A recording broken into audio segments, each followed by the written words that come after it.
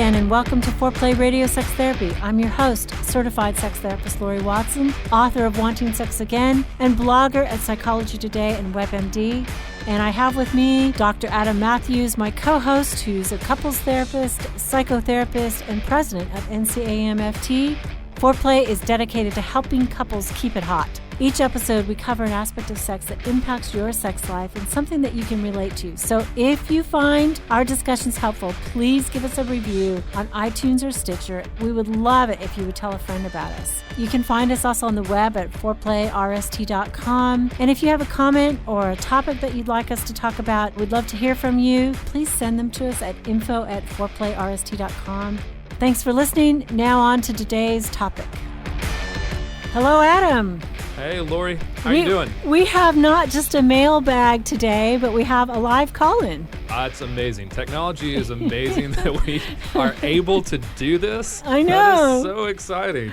I know. I'm so excited. We have Joe from Raleigh who's calling in with some comments and questions, and he's been a fan and a listener, and he's also written us before about, with some ideas and things that we should talk about. So we are so grateful to have this, and we just want to open this up to everybody. We are now taking call-ins.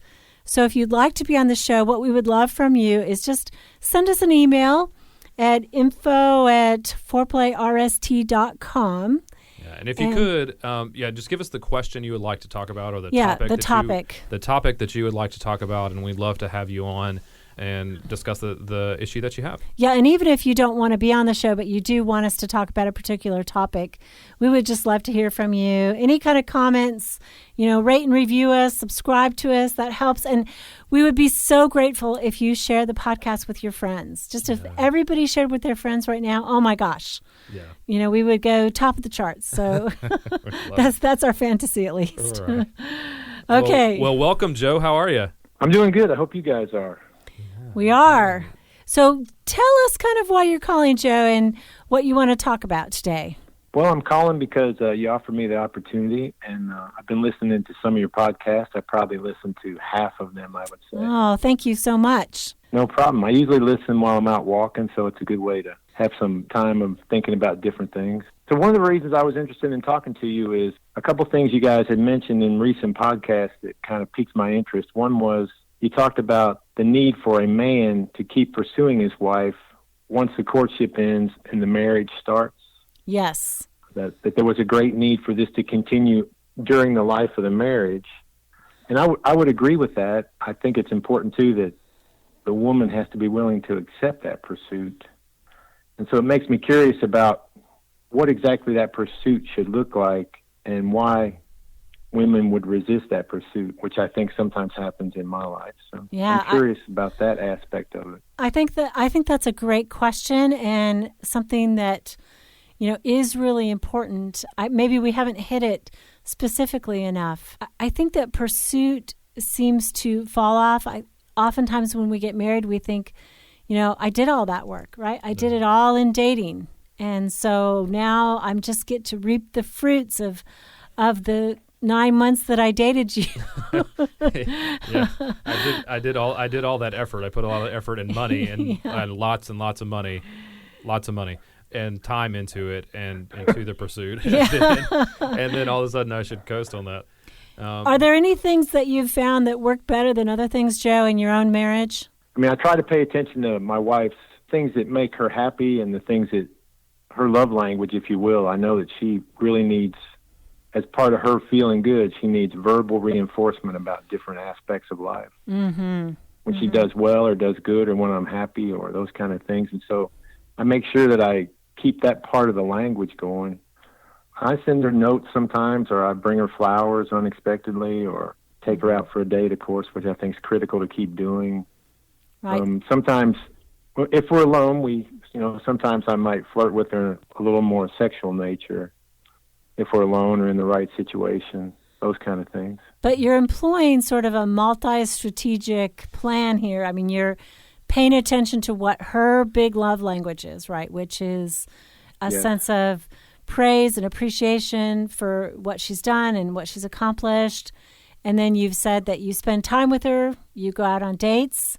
You're really Absolutely. employing gifts. You bring flowers, which I cannot overestimate. I don't know. Flowers are just so cool. It's like such a frivolous pleasure, to have those flowers sitting on the corner of the counter. Yeah. It's like every time I look at them, I think my husband loves me. It's good one. And by the way, there's a florist in Raleigh, the English Garden, who will put together a husband package. Basically, you give them a budget, tell them the dates, and you're done for the year. for the whole year, you're planning it out. That's pretty cool. I'm plugging the English Garden. So you're doing all these things, and how did you come to know that, this is really important to keep sewing into the relationship? Like a lot of people get focused on their daily life, and what prompted you? Was that something that was modeled for you as a child by your own dad, or? It was two things, really. It was modeled by my father. I grew up in a house where my parents were married at a young age, and they continue to be married now. They're well into their 80s. Oh, that's awesome. And I saw that modeled often by my father, who one of the things he used to do was every year that he earned a bonus, a portion of that bonus went to buy my mom a piece of jewelry. Oh. And so he always brought home a piece of jewelry that he knew she would really like in the years that he was able to earn a bonus. That is awesome. But he just always did those kind of things to try to keep keyed into her. Mm-hmm. So you saw it demonstrated, and you saw the effect, right? Longevity in relationship. And you said there was something Correct. else that you decided to do this. Because when I was a little bit younger and I was married to the same woman, but we hit this really long stretch of kind of like a physical estrangement. Uh-huh. And it was kind of like trial and error and thinking and reading and trying to figure out, one, how we got into the physical estrangement, and two, how to get out of it or how to get her more interested again. Yeah. Mm-hmm. So does she respond to the pursuit, Joe? Does she let you know that's important to her? Yes. Most of the time she does. Not always. Mm-hmm. Yeah. And so the question on your mind is whether it's being effective. Yes. And I mean, it is, for me, most of the time it's effective. I mean, we have a fairly active sex life, and we stay connected physically as well as emotionally and in other ways. Yeah. And so we really have kind of been in a stretch for the last probably 7 or 8 years where things have been really good. Good. That's awesome. But sometimes you notice her resistance, and I would say a lot of men out there notice their wife's resistance to their overtures. And maybe we should talk about that a little bit. And I would say this is not gender specific, right? Because a lot of women also pursue and intentionally, Adam's favorite word, intentionally, think about how to love their partner, not just to get into bed, but to overall, enhance the relationship and create a loving partnership. But certainly I think that we want that spillover to end in a romantic passion as well. Yeah. Well, and I think it a lot of times falls back to the pursuer-distancer piece that we've talked about numerous times, and a lot of times whether it falls on the man to be more of the pursuer or there's an expectation that he should be, even if that's not the case, that can complicate things. And so there may be times where he pursues and she withdraws, mm-hmm. right? And so that signals that she is not accepting of the pursuit itself, right? And there's a little bit of difference here in what we're talking about, because we're talking about a thing of how men. To me, it's about how men make their partner a priority in their life, mm-hmm. right? Or saying that it is. A lot of times, what I find is the pursuit is rejected because it doesn't feel like it is about her, like it's not about. It's not putting her first, right? And that often... it's about what he can get out of it. Right. It's like, I brought you flowers. Why aren't you in bed with me tonight? Exactly. Yeah. Exactly right. But I think what Joe said, what I really like is his father's example was that he kept Joe's mother in his mind. Like in his own triumph and celebration, he saw it as partnership. You two should celebrate with me and gain benefit with me. I mean, I think that that's some of what is so important to women about sexual pursuit is if it's just like a means to an end, right? There's something that's transparent about that. You're doing this to get something, and it's not a free gift. And so women can tend to feel manipulated by that. Right. And I think, too, there's two parts of that. There is a part of where if men are pursuing, expecting the result to end in sex all the time, that gets a little tiring for the relationship. That wears out the relationship.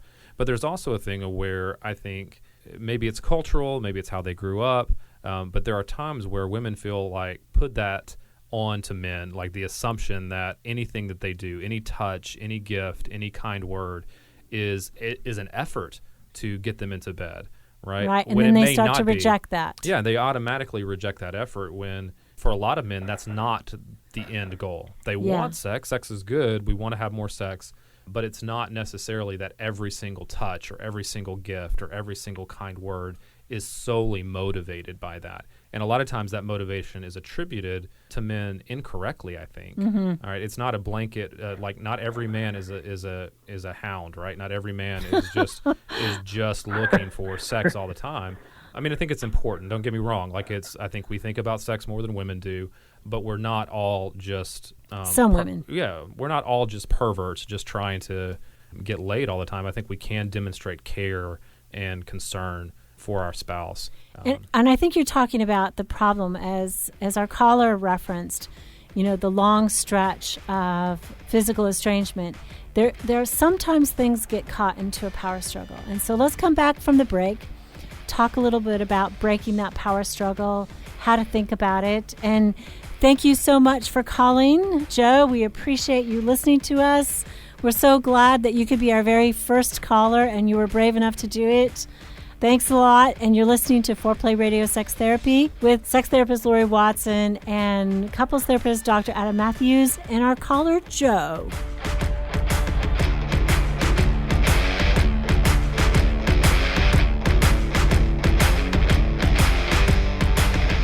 Wanting Sex Again. How to Rediscover Desire and Heal a Sexless Marriage by certified sex therapist Laurie Watson.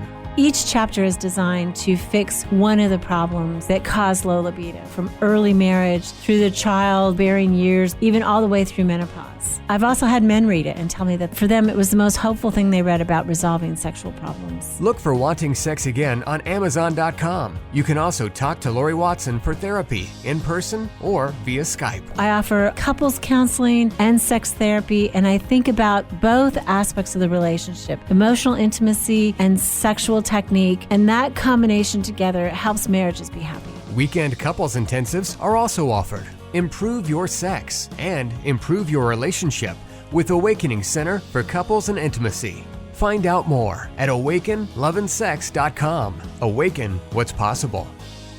It is one of my great joys in life to be able to really help individuals and couples find strength in their relationships and really find hope again. Licensed marriage and family therapist Dr. Adam Mathews from Mathews Counseling. I work with a wide variety of issues, including depression and anxiety, marital issues, issues with adolescence. I believe that therapy should be designed around you, that it should be personalized to who you are and to your unique situation. Therapy is available in office, online, and by phone. I want therapy to be comfortable for everyone. At our office, you'll find that we sit around a fireplace in deep, comfortable chairs, look at the problem differently, and offer practical solutions for you to take home and utilize outside of the therapy room. Schedule today and rediscover hope. You can find me on the web at mathewscounseling.net, Mathews with one T. You can contact us through email or phone and find a lot of resources on our website, mathewscounseling.net.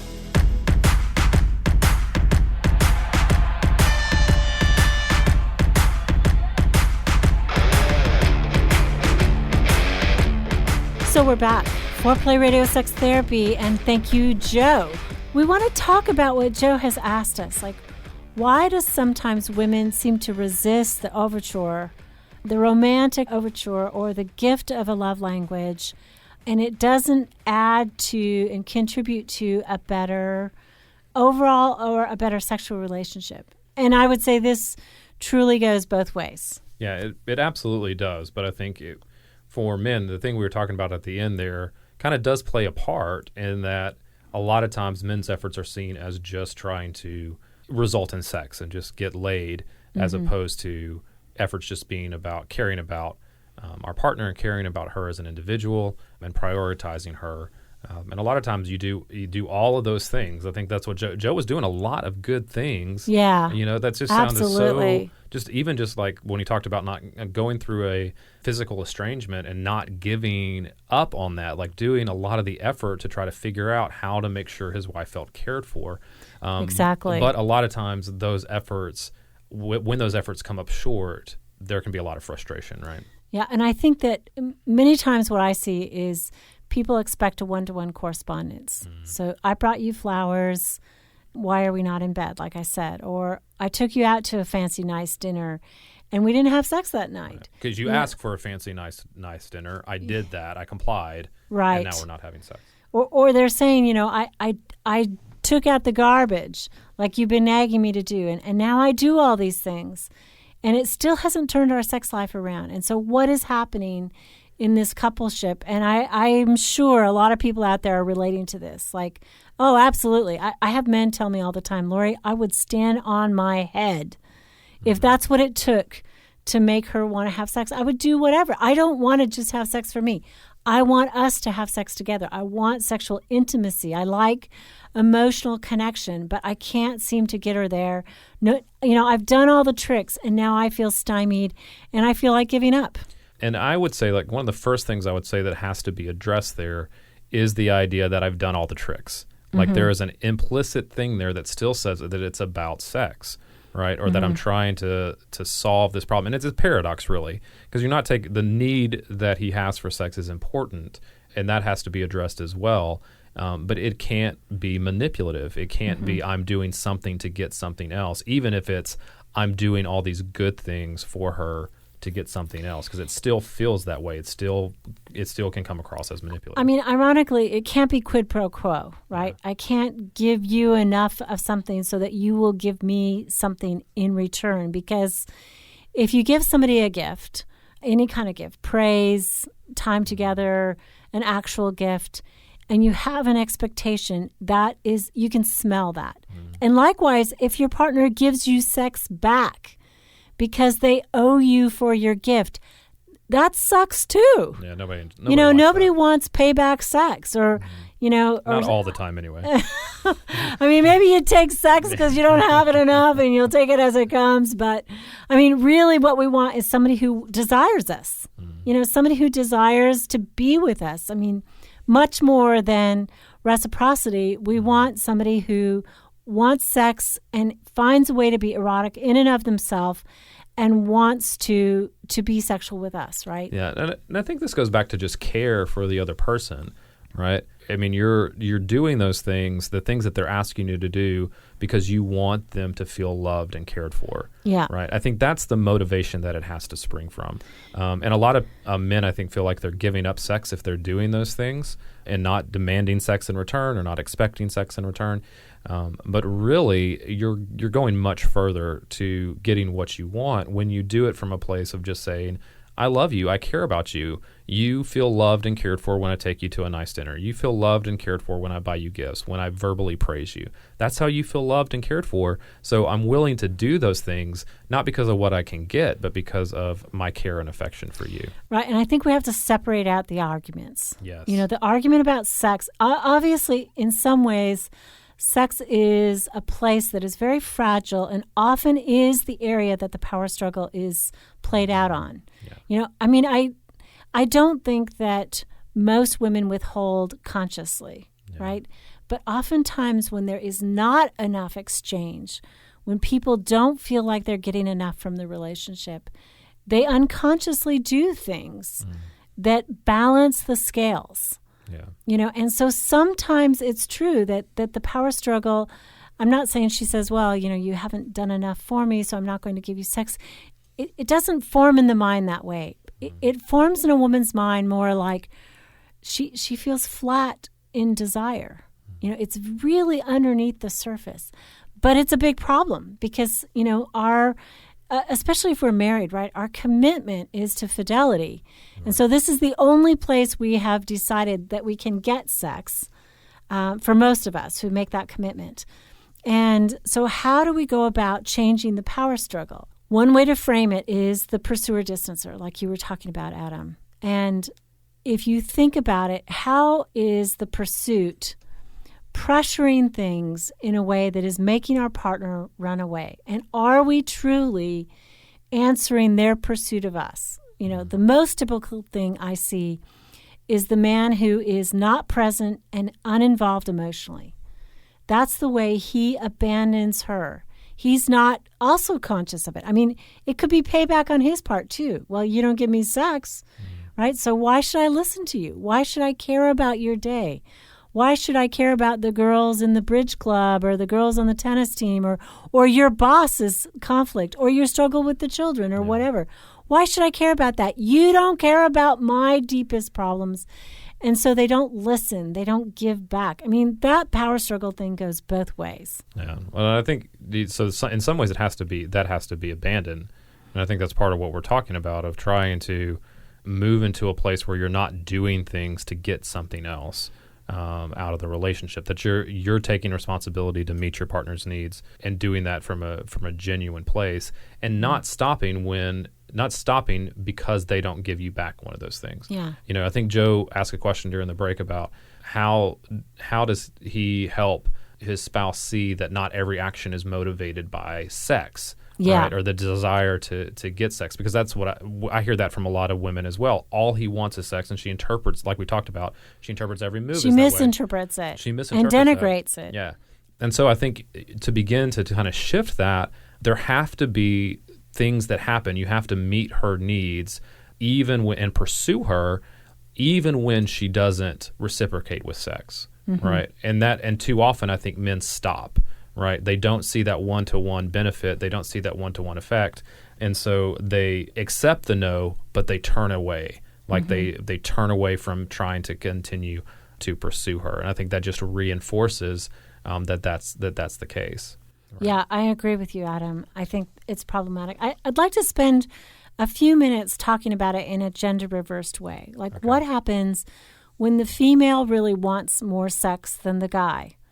And she also tries everything. I'm thinking of patients who've told me, look, I have, put on lingerie and danced in front of the football game on the TV, which I say is her big mistake, right? Now, don't interrupt the football game. That's dumb. But I mean, seriously, she's put on lingerie. She's fit. She's beautiful. She, keeps herself up. She, she's willing to do anything that he wants to do sexually, and he's kind of a stick in the mud, or he's not as interested. He turns her down. He rebuffs her. And he doesn't want sex. And this is, in many cases, men with adequate testosterone, but for whatever reasons are withdrawing and feel hounded by their wife's overtures. Do you have anything to say for those men, Adam? For those men? Well, I mean, I think in the context of pursuing, I think it makes pursuing really hard. I think when you say it makes pursuing hard, I think especially when it's gender reversed, women don't see themselves necessarily as the pursuer. They often are socialized to be the object, the one who's chased. And so when they are pursuing, my thing is that oftentimes women give up easier. They don't keep pursuing as long, as men will. Well, I do think there's a cultural thing, though, that's at play there for a lot of men, especially if they are natural distancers in the relationship. If it's reversed and that there's an element of shame that is involved in that, that has to be kind of demystified a little bit as well. Of when their partner starts to pursue them or wants sex more, that they automatically feel like there's something wrong with them. Right. And so it puts them, they're already a distancer, and it already puts them in a place so it just adds more shame to that and causes them to just withdraw even more, because culturally they're supposed to be the ones that initiate, they're supposed to be the ones that pursue, And so if it's gender reversed, there can be an element of shame in that as well. Right. I'm not much of a man. Yeah. I'm not. I have this beautiful wife who wants me, and I don't even know why I don't seem to respond to that. I should be responding to that, and I don't know why. Yeah. Whereas I don't think women who are pursued sexually feel that one as much. But I think you've hit on something is for the sexually distancing partner, one of the answers is to really examine inside, what is it about sexual contact that makes me uncomfortable, that makes me avoidant? I've pledged myself to an alive sexual relationship, but I'm actually avoiding it. Is it because the actual sex isn't that good for me? I'm not getting the pleasure I need? Is it because I'm inhibited? I have all kinds of inhibitions, and men have just as many inhibitions as women do. Is it because I feel pressured in a way, and that makes me feel controlled? I really think that the distancing partner needs to examine themselves, why they slough off kind of the love language that their partner is showering them with. Why does it make them uncomfortable to receive? Is it they don't feel deserving? All of that is an inner thing to wonder about. And I think with the pursuing partner, the other thing is, am I really as attuned? Our caller sounded lovely, right? He sounded like he was attuned, and he had spent a lot of time and thought about how to love his wife. But many people don't. They do the wrong thing. My wife likes time together, but I bring her gifts, and that doesn't hit it. Or my husband likes things picked up, and he likes acts of service, and all I'm giving him is sex. And he wants a household that works better. That's what would make him feel loved. It isn't always gender traditional. I think there is Laurie, an element of it being that it can be gender reversed. But I do want to come back to Joe's specific question about how he begins to help his wife receive the ways that he's trying to love her, and specifically how he helps her to see that it's not all about sex, right? That it's not always about sex. And one of the things that I thought about, and you mentioned this briefly, but that he has to check in with her to make sure that the specific ways that he's trying to reach out to her and trying to pursue her are actually ways that are making a dent, so to speak, that are actually ways that are filling up her love tank and making her feel loved and cared for. Because a lot of times, love languages are great. Like, I think every couple I've seen lately has read the 5 love languages, but beginning to tune into the specific ways, each love language can be different in and of itself, that if it's quality time, that the ways he's trying to spend quality time with her matter. If it's verbal praise, that the things that he's recognizing and giving affirmation to are things that matter and that are important to her as well. So checking in and just saying, are the things that I'm doing actually working? And I think I've said too several times here, it can't be a one-to-one correspondence. So an action of romance doesn't necessarily create an action in the bedroom. So when you're romantic, you're creating a climate. You're creating a climate of making somebody feel special, cared about, and keeping them in your mind. I was out shopping and I saw this and I picked it up for you. Or, I was at the grocery store and I brought home the bouquet. I just thought of you. There are ways really that it's creating a whole atmosphere of care in a romantic gesture that then eventually all of these together mimic the dating period, right, where sex is more plentiful. Right. And the other thing, I think we mentioned this, but just want to highlight it too, is that sometimes we have to do things where it doesn't end in sex, right, to begin to shift that. Like, men have to care in ways that it's okay. The night may end with just holding each other. Yes. The night may end with just kissing, right? Or physical affection. Physical affection of some other kind. I hear women all the time who say, I long for physical affection. And, every time he touches me, he gets aroused and we have to have sex, which I think is not necessarily true. Sometimes he may get aroused because she's sexy and he can't help that. He doesn't necessarily mean to drive it through the bedroom. He could be content with holding her, touching her, hugging her, whatever. He can't control his body. And I think that's an understanding that women have to have as well, that it's not we could always have sex, but we don't have to always have sex. Yeah, and she's not responsible for that erection. That's right. Yeah. But I think physical affection, again, a big love language for many women. Yeah, and so being able to have that it has to end in those times, and men have to initiate that, or they have to initiate physical affection and intentionally make it sure, intentionally stop and make sure it doesn't go forward, so that there's something to compare it to, so that there's something to say, okay, well, not every time leads to sex. He's okay with physical affection at times too. So I'd say those two things to me are ways to start to really help the pursuit be meaningful, and for affection to really be, love and care to really be received. Yeah, good.